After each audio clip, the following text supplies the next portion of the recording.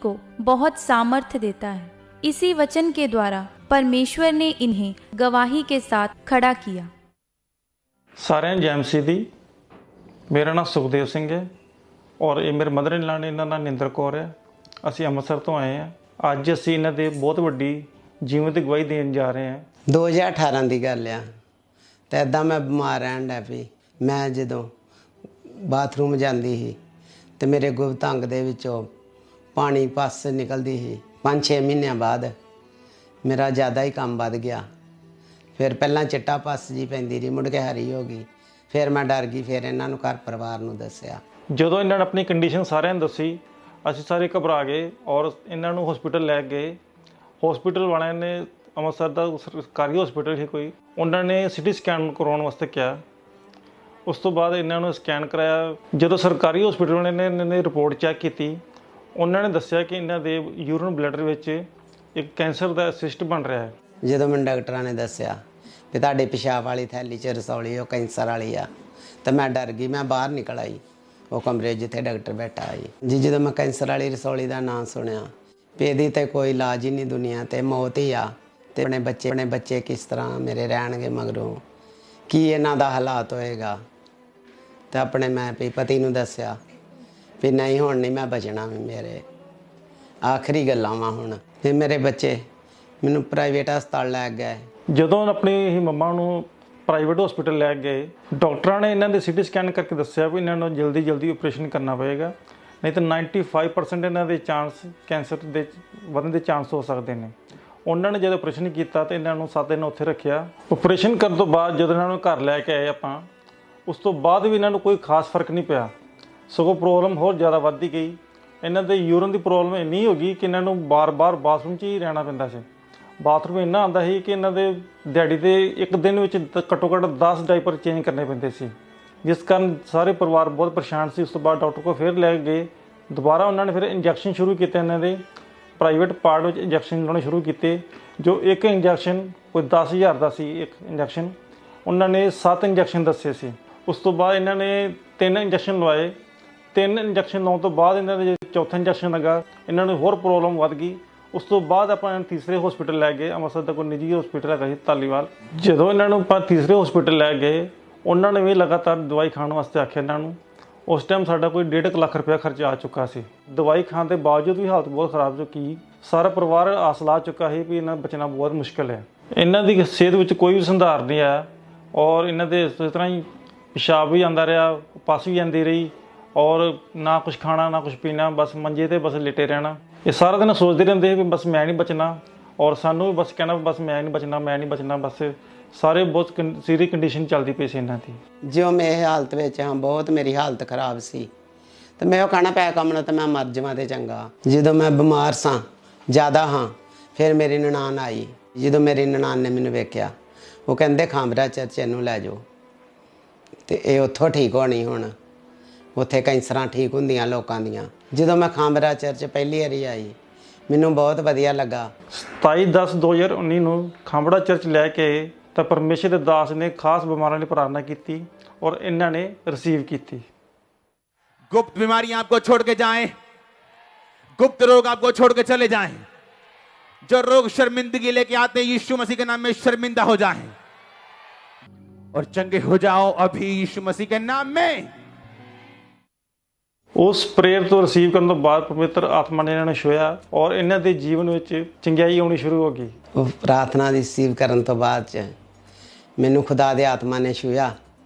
ਉਸ ਦਿਨ ਤੋਂ ਹੀ ਮੈਨੂੰ ਫਰਕ ਪੈਣਾ ਸ਼ੁਰੂ ਹੋ ਗਿਆ ਤੇ ਮੈਂ ਫਿਰ ਉਹ ਜਿਹੜਾ ਹਰਿਆ ਹੁੰਦਾ ਸੀ ਪਸ, ਉਹ ਵੀ ਨਿਕਲਣੀ ਬੰਦ ਹੋ ਗਈ। ਬਾਥਰੂਮ ਵਿੱਚ 2-2 ਘੰਟੇ ਬਾਅਦ ਮੈਂ ਕਰਨ ਡਿਆ ਪਈ। ਉਸ ਦਿਨ ਤੋਂ ਮੈਂ ਵਧੀਆ ਹੋ ਗਈ। ਰੋਟੀ ਟੁੱਕ ਮੈਂ ਖਾਣ ਡਿਆ ਪਈ। ਸੋ ਉਸ ਦਿਨ ਦੀ ਪ੍ਰਾਰਥਨਾ ਤੋਂ ਬਾਅਦ ਸਾਡੇ ਮੰਮਾ ਬਿਲਕੁਲ ਠੀਕ ਨੇ, ਆਪਣੇ ਪਰਿਵਾਰ 'ਚ ਬਹੁਤ ਖੁਸ਼ ਆਨੰਦ ਨੇ। ਸੋ ਜਿੰਨੇ ਲੋਕ ਦੁਖੀ ਬਿਮਾਰ ਨੇ, ਜੋ ਕੈਂਸਰ ਦੇ ਮਰੀਜ਼ ਨੇ ਜਾਂ ਕੋਈ ਹੋਰ ਬਿਮਾਰੀ ਹੈ, ਪਰਮੇਸ਼ਰ 'ਤੇ ਭਰੋਸਾ ਕਰੋ, ਪਰਮੇਸ਼ਰ ਸਭ ਨੂੰ ਚੰਗਾ ਕਰੇਗਾ।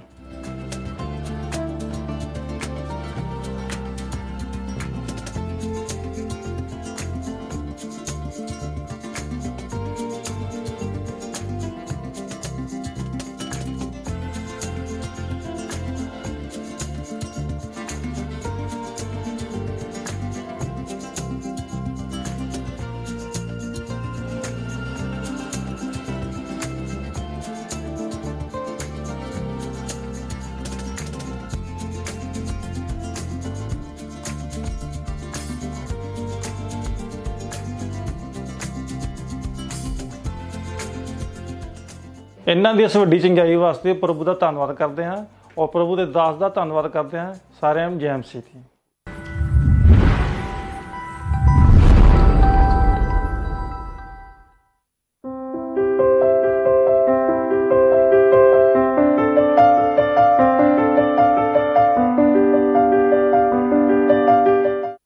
जैसे कि बाइबल में लिखा है, परंतु वह हमारे ही अपराधों के कारण घायल किया गया, वह हमारे अधर्म के हेतु कुचला गया, हमारी ही शांति के लिए उस पर ताड़ना पड़ी कि उसके कोड़े खाने से हम चंगे हो जाएं। तो आइए सुनते हैं इनकी अद्भुत गवाही को। सभी को जय मसीह। मेरा नाम हीना है, मेरे हस्बैंड इनका नाम श्याम सुंदर है। हम राजस्थान श्री गंगानगर के रहने वाले हैं। हम अपने जीवन की बहुत बड़ी गवाही देने जा रहे हैं। 2021 में हमारी मैरिज हुई। मैरिज के बाद हम दोनों बहुत खुश थे। मैरिज के कुछ महीनों बाद हमने बेबी प्लान किया। अगस्त 2021 को मैं प्रेग्नेंट हुई। 8 मई 2022 को हमारे घर एक बेटी ने जन्म लिया।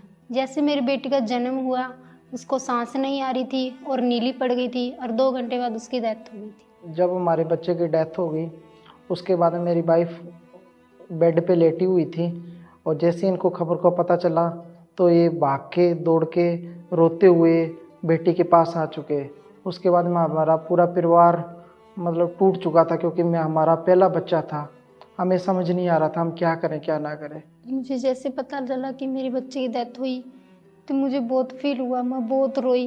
9 महीने मैंने उसे पेट में रखा था। मेरे बहुत ख्वाब थे। मैं दूसरों की बच्चे को देखती थी ना, मैं भी कहती थी मेरी बच्चे हो, मैं भी इसको सुंदर सुंदर चीज़ें लेके दूंगी। जैसे मैंने अपनी बच्चे की खबर सुनी, मेरे सारे ख्वाब, सारे अरमान सारे टूट गए। और उस टाइम मैं इतना रोया, मेरी वाइफ बहुत ज़्यादा, मेरे परिवार भी दुखी हो गए थे मेरे साथ। उसके बाद मेरी वाइफ जो घर में रहते थे इतने डिप्रेस हो चुके थे। जैसे मैं काम पे जाता तो काम पे जाते वक्त भी मैं साइकिल से जाता था तो मैं रोता था। जहाँ पे मैं जिस शॉप पे काम करता था वहाँ पे जैसे बच्चों वाले टॉयज होते थे, जब शॉप पे मैं टॉय देखता तो मैं सोचता आज मेरा बच्चा अगर जीवित होता तो मैं उसके लिए लेके जाता। ये सोच के दिल बड़ा दुखी होता था।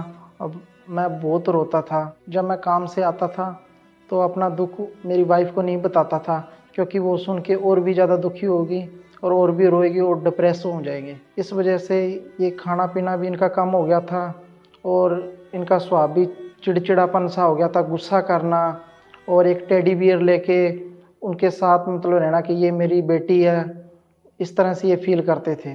मैं इनको समझाते रहता था और इनको दिलासा देता रहता था और खुद का दुख छुपाए रखता था। उसके कुछ महीने बाद में हमने सेकंड बेबी प्लान किया और उसके बाद में जब मेरी वाइफ प्रेग्नेंट हुई, जब मेरी वाइफ 3 मंथ प्रेग्नेंट थी, उसके दौरान हम तीसरे मंथ कहीं जा रहे थे और जिस बस में हम जा रहे थे उसका संतुलन बिगड़ने के कारण बस पलट गई और मेरी वाइफ लेफ़्ट साइड बैठी थी और मैं उस बस में खड़ा था। जब ये भयानक एक्सीडेंट हुआ उस दौरान हमारे ऊपर सारा मतलब हम दोनों नीचे दब चुके थे और मेरी वाइफ को लग रहा था कि मेरे हस्बैंड के लगी है और मुझे लगा कि मेरी वाइफ के चोट आई है और ये प्रेग्नेंट भी है, कहीं इनके साथ कुछ हो ना जाए। ये मुझे बहुत ज़्यादा डर लग रहा था। बस का इतना भयानक एक्सीडेंट हुआ कि उसकी खबर न्यूज़पेपर और न्यूज़ में भी आई, पब्लिक न्यूज़ में भी आई। फिर उसके बाद में हम डॉक्टर के पास गए। डॉक्टर ने स्कैनिंग की।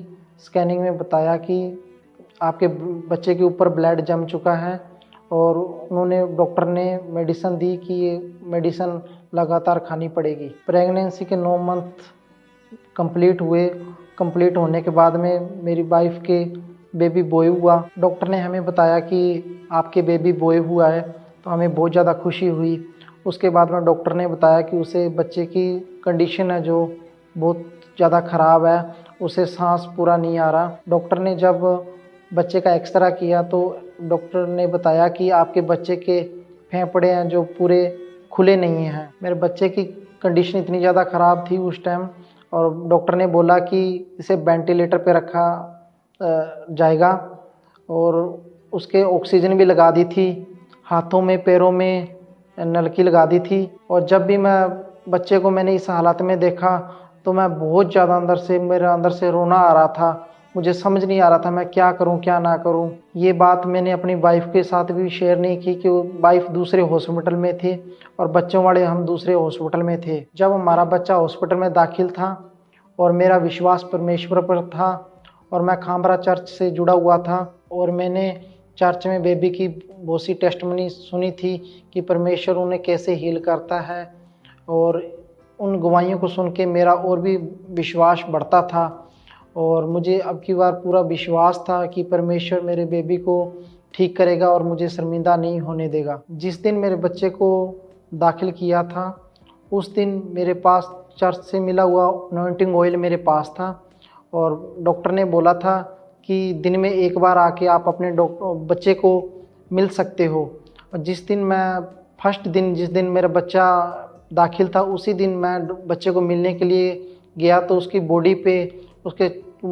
बॉडी पे मैंने अनॉइंटिंग ऑयल लगा दिया। उस दिन डॉक्टर ने जब शाम को मुझे बोला कि बच्चे को छोड़ के आप घर जा सकते हो, मैं अपनी वाइफ को दूसरे हॉस्पिटल में से छुट्टी दिला के घर पे ले गया और नेक्स्ट दिन मॉर्निंग मैंने हॉस्पिटल में फ़ोन करके पूछा तो डॉक्टर ने बोला शाम से ही आपकी बच्चे की रिकवरी स्टार्ट हो गई है। डॉक्टर ने बताया कि आपका बच्चा पहले से स्टेबल है और वो जल्दी ठीक हो जाएगा। ये गुड न्यूज़ सुन के हमें बहुत ज़्यादा खुशी हुई क्योंकि डॉक्टर ने बताया था कि इस कंडीशन में रिकवर होने में काफ़ी टाइम लगेगा, लेकिन परमेश्वर ने हमारे बच्चे को हील किया और 2 दिन के अंदर पूरा रिकवर हो गया और तीसरे दिन डॉक्टर ने हमें हॉस्पिटल से बच्चे की छुट्टी दे दी। छुट्टी देने से पहले डॉक्टर ने मेरे बच्चे के सारे टेस्ट किए, वो सारे टेस्ट नॉर्मल आए।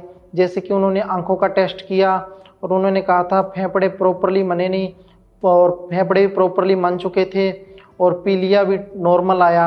उसके बाद में खुशी खुशी हम अपने बच्चे को घर पे ले आए और मैं मेरे परिवार पूरे खुश थे। अब हम अपने बच्चे के साथ बहुत खुश हैं। पहले मैं बहुत रोती थी, दूसरों को बच्चे को देखती थी, अब मेरे प्रभु ने मुझे खुद का बच्चा दे दिया। मैं अपने बच्चे के साथ बहुत ज़्यादा खुश हूँ, उससे बहुत अच्छे अच्छे कपड़े पहनाती हूँ और मेरे परिवार भी बहुत ज़्यादा खुश है। मेरे बच्चे के साथ उसे सभी खिलाते हैं। और जब मैं काम से घर पे लौटता हूँ तो बच्चे को देख के पूरी मेरी थकान ख़त्म हो जाती है, इतनी ज़्यादा खुशी मिलती है।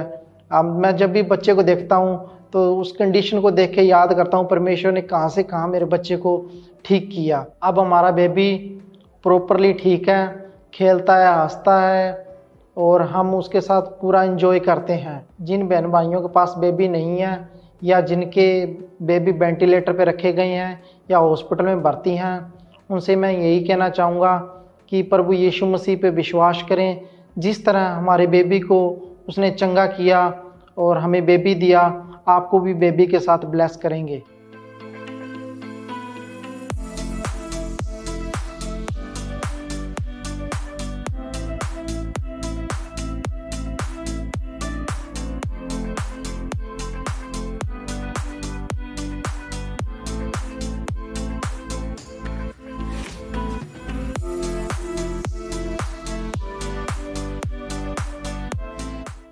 हमारे इस बेबी की चंगाई के लिए परमेश्वर का धन्यवाद करते हैं और परमेश्वर के दास और दासी का भी धन्यवाद करते हैं। सबको जय मसीह की। तारीफ करें सब जोर से, तालियों के साथ जोर से।